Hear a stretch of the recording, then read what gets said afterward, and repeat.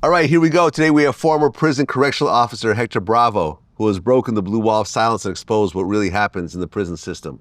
Welcome to Vlad TV. Thank you, man. It's an honor being here. Well, let's start with your whole story. So you grew up in Brawley, California. Yes, sir. You said it was like living in a hole.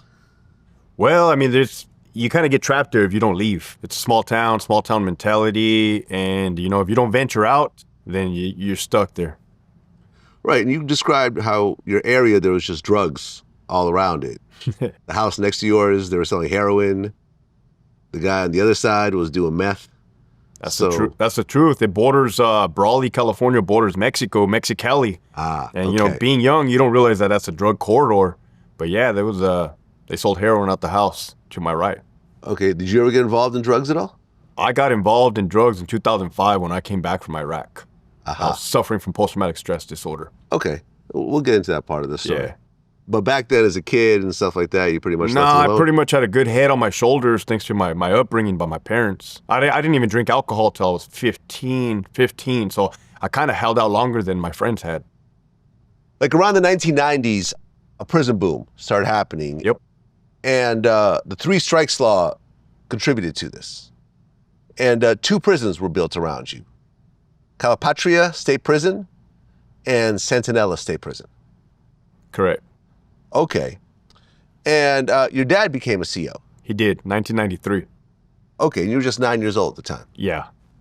Did you have any aspirations of following in his footsteps at that point? At that point, no. I was actually terrified that he was going to be working in a prison. Okay.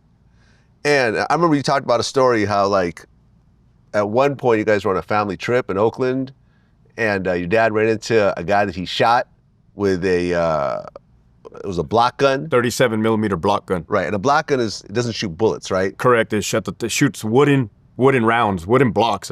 At that time, there was probably about 7 in the chamber. Okay, which I'm sure hurts like hell. Yeah, and technically, you're supposed to skip them off the ground so they bounce up into the individual. But I mean, they don't always get skipped, if you know what I mean. Can one of those things actually kill you? Oh, I've seen it kill people. If you hit somebody in the head, it'll definitely kill you. I mean, it's coming out fast. Okay, so here you guys are on this family vacation, and then this convict just approaches you guys.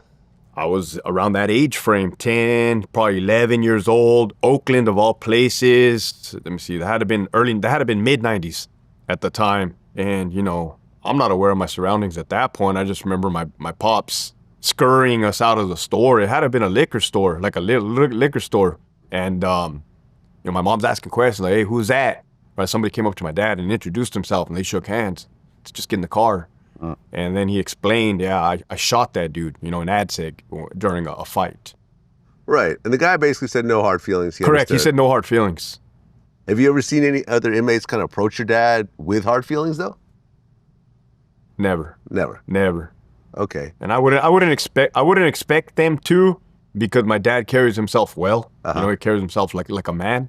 And I guess the same would be in my circumstance as well. I don't have any issues with anybody I've supervised while they were incarcerated. Have you run into people that you supervised later on in life? I have. It's been a mixture. It's been a mixture of people that I've directly supervised, or I've even had friends that were locked up, man. Friends from back home in Brawley that I saw in prison and outside. Got it. Okay, and your dad actually worked in solitary confinement in the hole. He worked in ADSEG, yeah, the hole. Right, and there's a whole kind of code when it comes to COs, where I guess that's considered like the top of the food chain, like supervising the hole? At the time, because things have drastically changed now since 2024, but at the time you were handpicked, you were hand-selected to be part of the crew. It was an honor to work in the hole. And you can't be a rat. You absolutely cannot be a rat anywhere in the prison system. Okay, because when you think of rats, you think this is a criminal term, but the way you've described it, in your interviews in your book, is that this actually applies to the COs as well. Definitely, yeah. Okay. Definitely. But it's not supposed to apply to, law enforcement. Law enforcement is supposed to be above these set of street rules. I mean, I don't consider them street rules when they're taught that in kindergarten, not to be a tattletale. But I hear what you're saying about the If you're in law enforcement and you see a ethics. crime occur, you're not supposed to say, I ain't no snitch. I'm not going Right. to talk about it. Well, This when is they your s- job to actually When they say report it. ratting, right, it's not always about being crimes being occurred. It could be somebody like, I don't know, somebody gets shown favoritism in a special position. Somebody can rat, go outside of the ranks and tell on that person. You know what I mean? Not necessarily a crime was committed, but they're still a rat. They should have minded their own business. If that makes sense.